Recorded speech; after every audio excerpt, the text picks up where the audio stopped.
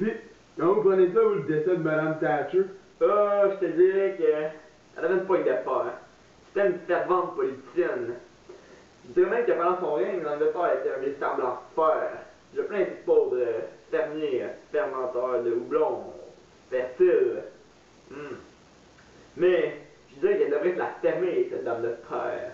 C'est vraiment bien décrit pourquoi on la surnommait la Dame de Fer. Thatcher était méchante et cruelle. Vous dites n'importe quoi? Même si c'était vraiment méchante ou cruelle, elle n'était pas consciente de le faire. Comme dirait Socrate, nul ne fait le mal volontairement, sinon par ignorance. Minute, toi, là.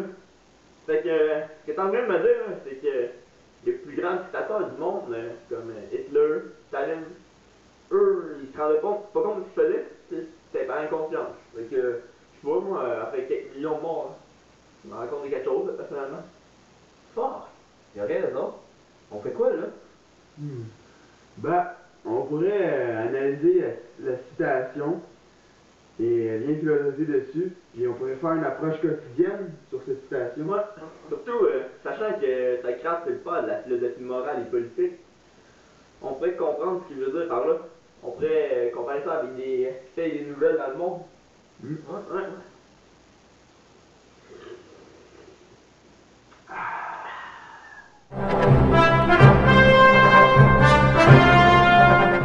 Appliquons cette citation à la vie de tous les jours. Nul ne fait le mal volontairement. Ça veut dire que si, mettons, il y a un autre gars qui se met à tremper son pinceau dans le pot de peinture de ma blonde, je risque d'être en beau vert, là. Hein? En beau joie vert. Hein? À être fru. Ah! Ouais. Et je risque de vouloir me battre avec ce gars-là. Mais je vais faire le mal volontairement, mais je vais le faire par ignorance. Parce que je ne vais pas avoir pensé avant d'agir. C'est donc ça l'ignorance.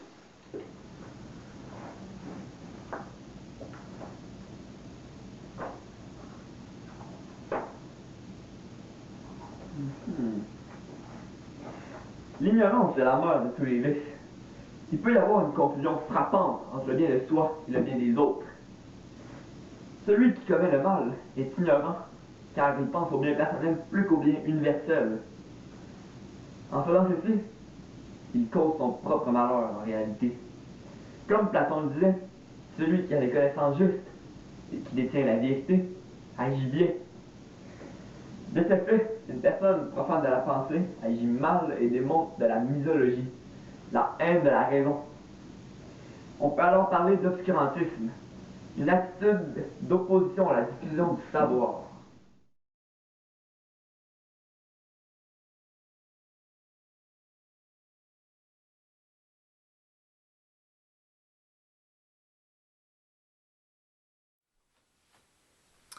Je peux comparer cette phrase avec certains faits d'actualité.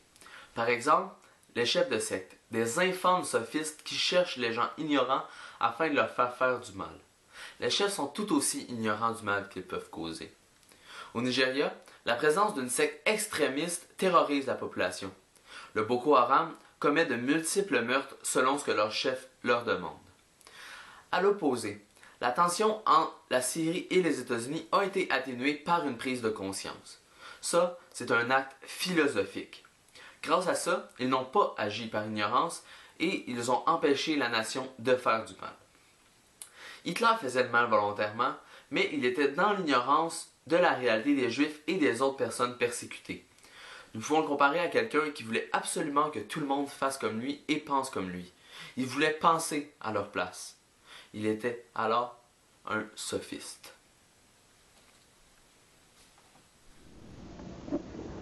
Eureka! J'ai analysé et philosophé sur cette citation afin de mieux la comprendre. Tout d'abord, la première partie, nul ne fait le mal volontairement. Donc une personne peut faire le mal accidentellement, par exemple lors d'un événement sportif, comme un match de soccer, un match de hockey, un match de football, lorsque les joueurs sont couramment blessés. Les blessures ne sont pas affligées volontairement, elles sont plus accidentellement. La deuxième partie de la citation qui dit sinon par ignorance, donc une personne qui fait le mal, elle peut la faire, peut le faire volontairement, mais elle le fait par ignorance. Un exemple concret, un père qui, pour sauver des dépenses de sa fille malade, décide de voler un dépanneur. Il fait le mal par ignorance des dommages collatéraux qu'il peut faire. Il aurait pu trouver de l'argent de ses amis, de sa famille ou même une œuvre de charité. Donc en conclusion, il y a le mal par ignorance et le mal fait involontairement. Aucun être vivant est fondamentalement mauvais, il est juste ignorant. On peut appliquer cette situation à la vie quotidienne avec les chefs de secte et les conflits mondiaux. Donc en réalité, tout le monde est un peu sophiste parce qu'on a des obligations qui nous obligent à l'être parfois.